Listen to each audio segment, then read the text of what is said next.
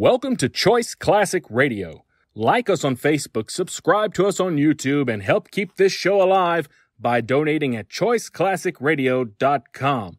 For more of your favorite old-time radio shows, join us on our companion podcast, Choice Classic Radio, Mystery, Suspense, Dramas, and Horrors, where we bring to you the most mysterious tales that the golden age of radio had to offer.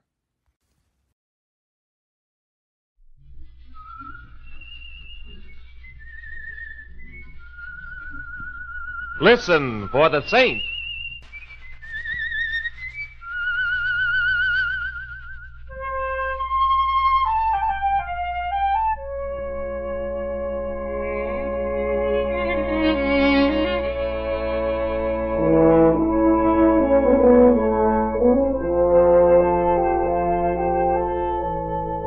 The Saint, the hero of 100 thrilling yarns of breathless adventure and mystery. The Robin Hood of modern crime, the 20th century's gayest buccaneer, already immortalized in 25 best-selling books, half a dozen popular motion pictures, and countless magazine stories. The Saint, by Leslie Charteris, brought to you now in a new medium, the radio. And the author, Mr. Leslie Charteris himself, will appear on this program, personally introducing his famous character. Have you read the latest Saint The Saint book? has revolutionized the technique of adventure writing. New Saint The story Saint has won friends in every corner of the globe. The Saint, who made such men as P.G. Wodehouse write to the author. I hope you're going to write dozens more Saint stories. They're simply corking. Stories of thrilling adventure that made naturalist William Beebe say, If I were marooned at the bottom of the sea in my bathysphere, I'd choose the Saint stories for company. And humorist Will Cuppy christened the Saint The Prince of Adventurers. The Saint's exploits have been translated into every European language. Critics have placed him in the tradition of Sherlock Holmes and Raffles, but actually, he's like neither. He is unique, and so I bring you the only man who can do him justice, the author who first brought him to life. Oh, Mr. Charteris? Yes, coming. But wait, before Leslie Charteris speaks, let me tell you that he isn't the gray-whiskered author you may have pictured. In spite of all the exciting things he's done, he's still only 33, and yet he knows what he's writing about. For 14 years he's been traveling and adventuring all over the world, and more than half the Saint's exploits are founded on things he has seen himself. But meet Mr. Leslie Charteris for yourself. Good evening. Mr. Charteris, tell us how you see the Saint's character. Well, that is rather a tall order. Let's say that he has a sense of humor. He never takes anything too seriously, not even himself.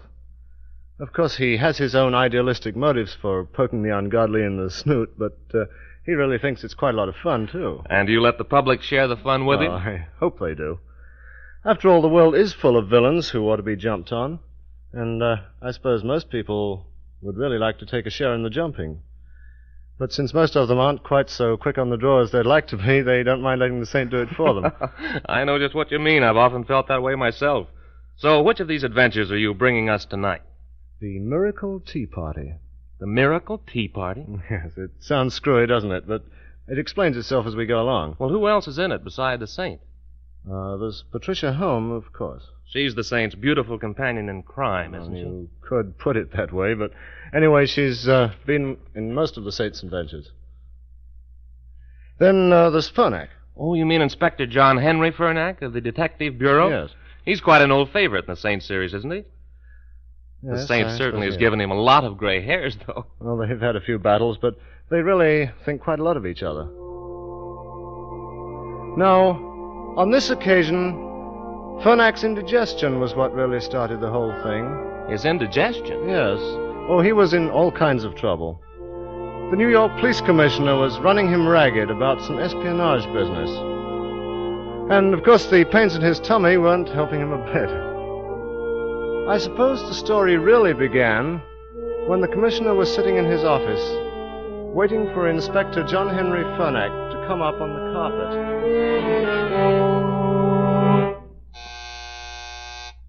Yes? Inspector Fernack is outside, Commissioner. Oh, send him in. You sent for me, Commissioner? Yes, I'm still waiting for your report on that espionage business out at the airplane factory. Well, my men are doing their best, sir. And you better get some men who can do better.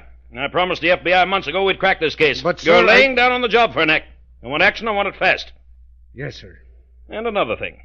Why haven't you rounded up this man Simon Templar, fellow they call the Saint? Well, you can't arrest a man without evidence, Commissioner. And get some. Everybody knows the man's a crook, one of the most notorious crooks in the country. Well, we've never been able to prove it, Commissioner. In a minute, you'll be telling me you've fallen for this stuff about him being the modern Robin Hood. Well, the things he does generally seem to turn out all right. He's even helped me a lot of times. Oh, Fernack, you must be getting soft in the head. What's the matter with you? Are you sick or something? Well, as a matter of fact, sir, I am. I'm suffering from indigestion. Indigestion? Well, why don't you get something for it? Why don't you get some miracle tea? Is that the stuff they advertise on the radio? Yes. Why don't you buy some? Well, I will, sir. I'll stop in at a drugstore on my way home.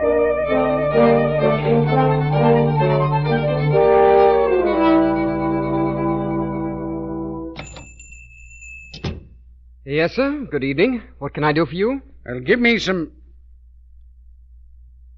a package of miracle tea. One package of miracle tea. Yes, sir. Here you are, sir. And, isn't there something else? What do you mean, something else? What are you looking at me like that for? Come on, give me that stuff and take your money. Hey, wait. Hey, mister, come back here. I made a mistake. Oh, he's gone. Oh, Mr. Osbert. Mr. Osbert, quick. What's the trouble out there? Oh, a terrible mistake, sir. A customer came in and I made a terrible mistake.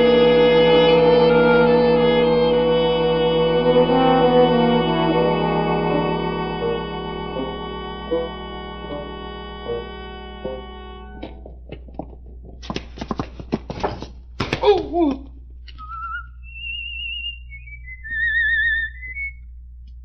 Hello? What goes on down the street? Hey, you, stop! Well. If it isn't my old friend John Henry Fernack. The Saint. Now, what did you do that for? I'm ashamed of you, Henry, rolling in the gutter at your age. Well, you hit me. I'm walking down the street alone, and you hit me, Saint. Oh, don't be an ass, Henry. I was just passing by when I saw a bloke in the distance whacking you over the bean with a piece of lead pipe. I ran after him. And he got away, huh? Yes, I thought of asking him to come and have a drink on it, but he ran too fast. Was he a friend of yours? I don't know what it's all about. I just came out of that drugstore back there, and I heard footsteps behind me, and oh, Lord, my head. You better go home, Henry, and rest that dented dome. Taxi! Oh, taxi!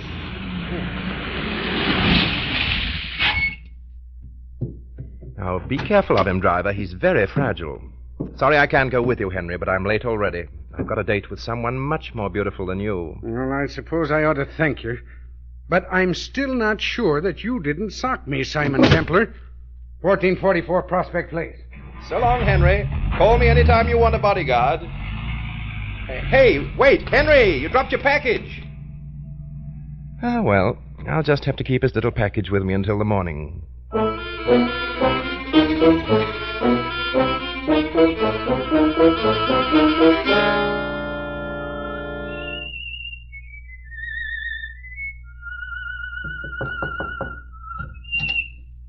Hello, Simon. You're late. Oh, I ran into a little excitement on the way, darling. What's in the box you're carrying? Orchids? Now, Pat, give me back that box. It's not mine. Well, tea. A package of tea. Miracle tea for indigestion. Indigestion? Ha ha. So your sins are catching up with you. Pat, now don't open it. It belongs to Simon, where did you get all this money? What money? The money that's in this package of tea. It's full of $1,000 bills. Let's have a look. 1, 2, 3, 4, 5. $5,000? Miracle tea. What an excellent name for it. Simon, where do you get this tea? Believe it or not, Inspector Fernack dropped it and I picked it up. Inspector Fernack? Mm-hmm. A few moments ago, I found him being beaten up by some plug ugly. I rescued the poor old buzzard and poured him into a taxi. Then I found this package lying on the sidewalk. This money, Simon. Do you think it's real? No doubt of it. Maybe you've grabbed poor old Fernack's life savings. Well, he has a bank account, darling. Police inspectors don't carry their worldly wealth around in packets of tea. Graft. Simon, maybe he's taking graft. John Henry, no. He's so honest it runs out of his ears. Then what? Well, let's see. John Henry had a pain in his tum-tum and stopped into Osbert's drugstore on the way home. My hunch is that he was handed this packet by mistake. My further hunch is that right now there must be considerable agitation going on in Mr. Osbit's drugstore.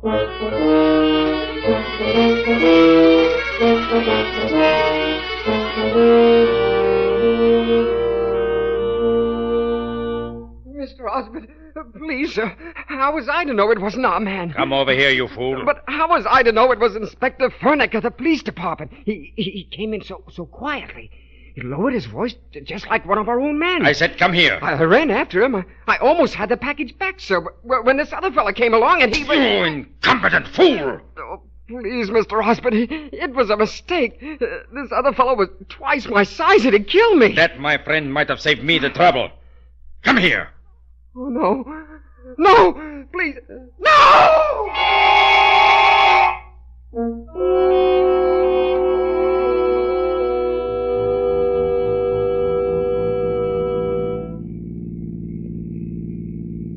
Darling, I wish you'd explain. Where are we going? Osbit's drugstore in search of further miracles. Well, there's the drugstore right over there.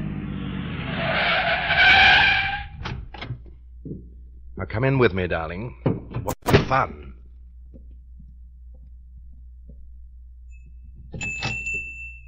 Oh, good evening, sir. What can I do for you? Is Mr. Osbit around? What's it about? It's about this package of tea. I'd like to return it. A friend of mine bought it, but decided he wouldn't risk taking it. So I said, Furnack, old pal, why waste a perfectly good $50? I'll take it back and change it for you. Did you say your friend's name was Furnack? Yes, you probably know him. Great detective and all that sort of thing. Oh, I'm sure we can change this package for you, sir. If you wait right here, sir, I'll get Mr. Osbert. Simon, his eyes popped out of his head when you mentioned Furnack. It worked, my sweet. You notice how he grabbed the packet and scuttled up those back stairs? Osbert must be back there. You stay here, darling, in the store while I see what goes on.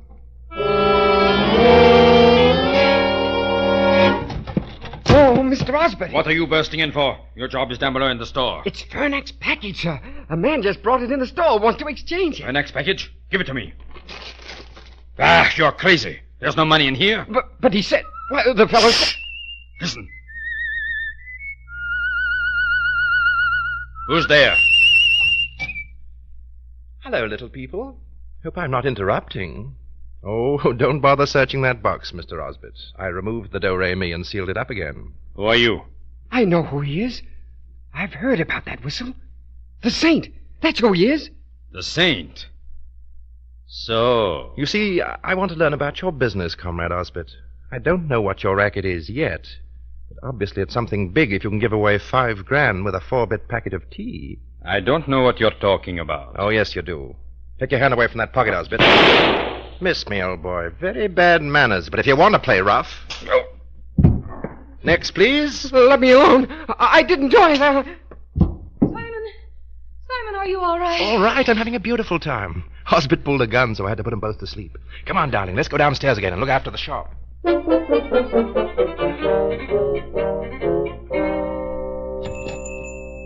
Let me have 10 cents worth of cough drops, please, and hurry it up. 10 cents worth? Yes, sir. Here you are. Here, not all that. Only 10 cents worth, I said. Special bargain price today, sir. £3 for a dime. I like some razor blades. Now, why don't you try this excellent electric razor? But I don't want an electric razor. Exactly the same price as the blades. We're selling electric razors for a dime today, sir. Here you are. But I don't want an electric razor. I'll have a $1 bottle of Soir de Paris perfume, please. Here you are, miss. It's reduced to $0.25 today. And please accept these bath salts. Oh, really? It's very kind of you. Don't mention it. It's Mr. Osbit's birthday today, and he's in the mood.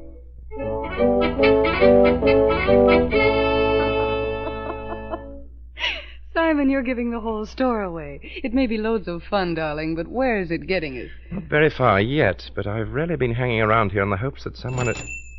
No, another customer. What a revolting specimen. I wonder how much he'd charge to haunt our house. Out of the way, darling. Yes, sir. What will it be? Razor blades, shaving cream, hot water bottle? I haven't seen you before. Then you should admire the view. Where's Ossie? Ossie? Yeah. Oh, dear old Ossie's lying down for a while. Got a headache or something. Say, have you tried our passion flower lipstick? Cut the comedy. Oh, I'm sorry. Here, give Ossie this prescription. And find out when my medicine will be ready. Come back at 6 o'clock this evening. I think your medicine will be ready for you then. 6 o'clock? Okay.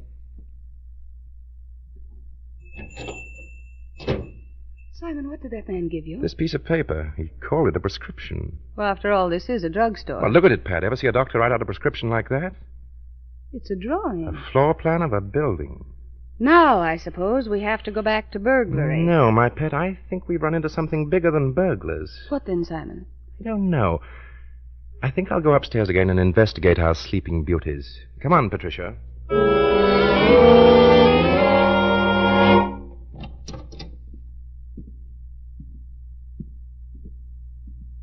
Roll over, Ossie. Let's see what you've got in your pockets.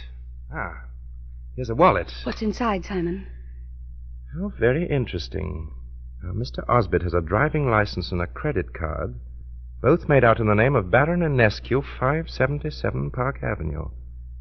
I wonder if Ossie has been leading a double life. Anything interesting in the desk? Just these papers. They look like a lot of radio commercials about miracle tea. Let's see 'em. Well, this doesn't look very sinister. Let's take 'em along anyway. Your babies are waking up, Simon. Oh, I've had enough exercise for today. Come on, darling, let's go. I think we've earned a drink. Make mine a miracle tea and soda.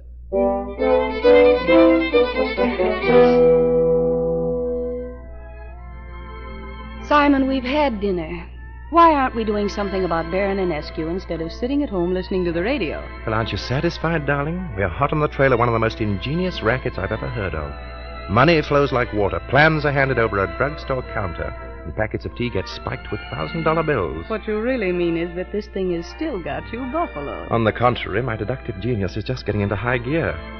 You know, I'm convinced that there's some connection between these miracle tea broadcasts and the racket we're onto. That's why I've been studying all these radio commercials you found in Osbert's office. Just been waiting for the program to come on the air, and I think it's due right now.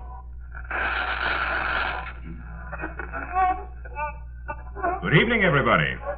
Folks, why not try Miracle Tea, the amazing health beverage which has brought relief to so many sufferers? Let me read you a few testimonials. Mrs. G.K. of Brooklyn writes, for years I don't I've see what suffered this radio from dizzy program has spells. to do with Osbert's Since using drugstore Miracle and the Tea, money I am and the pale plans. as hearty Don't again. you? Listen.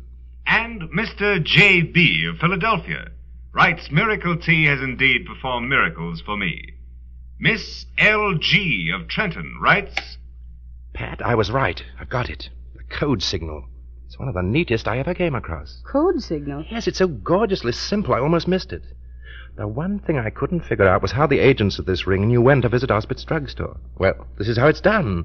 The initials of the operatives the big boss wants to get in touch with are given over the radio. Through the testimonials? Exactly.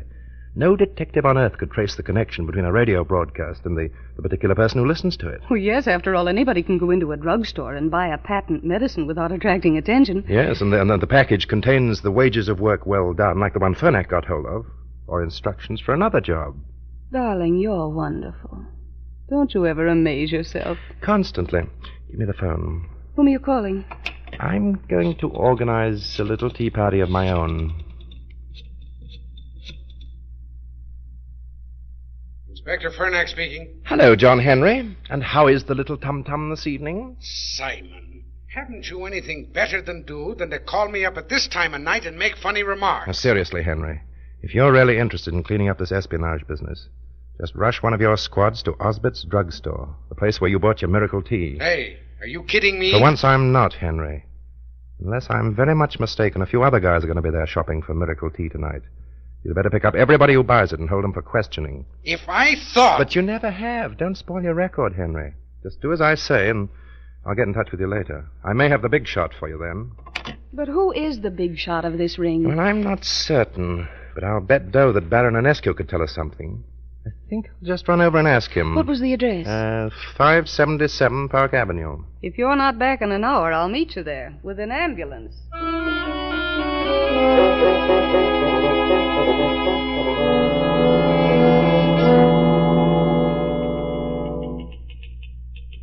I'm very sorry, sir, but the Baron is not at home. No? No. Who's playing that typewriter down the hall, then? I'm sorry, sir, but the Baron is not at home. Oh, you repeat yourself, Clarence. Oh!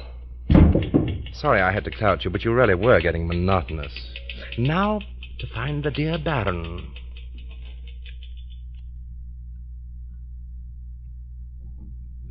Hello? Station DLPK? Give me Mr. Vernon, the announcer of the Miracle Tea program, please. Hello, Vernon. Here are the testimonials for the 10 o'clock broadcast. Are you ready? Mrs. B.C. of Los Angeles writes, "Since drinking your tea, I have become..." Hold on. Hold on a moment, Vernon. Good evening, Baron. Put your hand over that mouthpiece. What are you doing here? Don't move. Do you feel this gun in your back, Baron? Talks faster than you can. Now get back on that phone and repeat exactly what I tell you. Hello. Hello, Vernon. Tell him you're changing the copy completely. Vernon, I'm changing the copy completely. Tell him to make it read like this. There are many testimonials in our files, and they all praise Miracle Tea. Hello. Make the 10 o'clock commercial read. There are many testimonials in our files, and they all praise Miracle Tea. Stop reaching for that desk drawer, Baron. It makes me nervous. Now say, all of you, everybody, why not buy Miracle Tea tonight? Go on, say it. All of you, everybody, why not buy Miracle Tea tonight? Now tell him that's all. That's all, Vernon. All right. Now you can turn around. What is the meaning of this? I should say about 15 years for you, Baron. Or would you prefer me to call you Osbert? Osbert? Mm-hmm.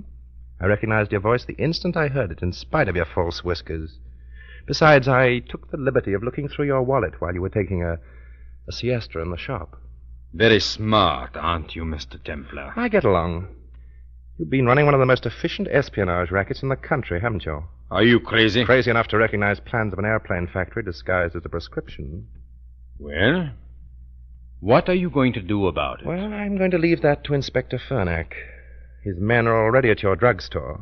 They've probably picked up Miss G.K., Mr. L.G., and Mrs. B.C. already. And in a few minutes, when your 10 o'clock program goes on the air, there'll be a whole flock of dyspeptics rolling in to join the tea party. I have an uncanny memory for people who interfere with me, Simon Templar. Well, while you're thinking it over in Alcatraz, don't forget to tell the other boys to look out for me. Tell them about the Saint.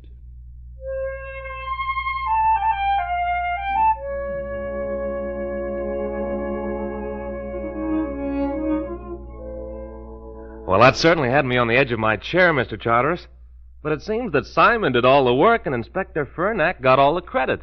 You know, in a business like the Saints, you can't advertise too much. Besides, he doesn't own a private jail. No, of course. Well, now, what are you going to tell us about next week? Well, there was a man who was snatching loot out of sunken ships. That sounds interesting. I called that story Saint Overboard. There was a guy named Vogel who was pretending to finance a certain Professor Yule, the inventor of an extra deep-sea diving suit. Remember that exciting moment when Simon was on Vogel's yacht and Professor Yule was going down to make a test?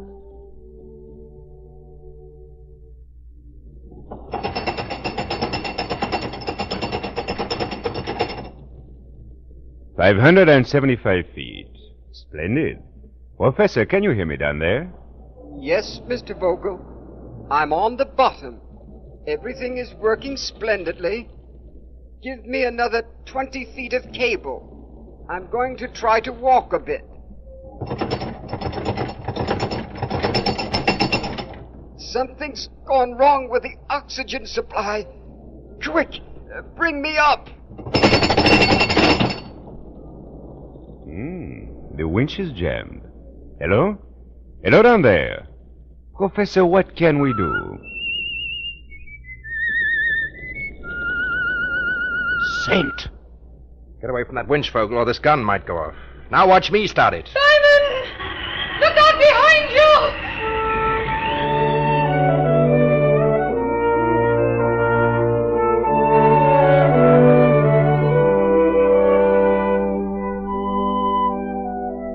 I'm afraid we'll have to wait until next week to hear this new story entitled Saint Overboard. Another thrilling adventure in this program by Leslie Charteris. A program in which the author himself each week sets the scene for a new story of the Saint. The part of the Saint is played by the noted English actor of stage, screen, and radio, Dennis Green. And so, until next week...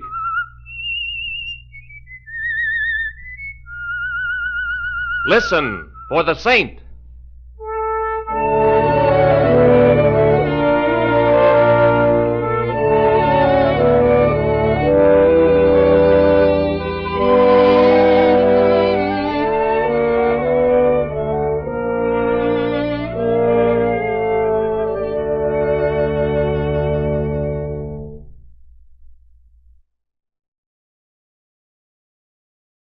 That concludes today's episode. We'd like to thank you and remind you to donate at choiceclassicradio.com. Remember, your donations make episodes like this possible.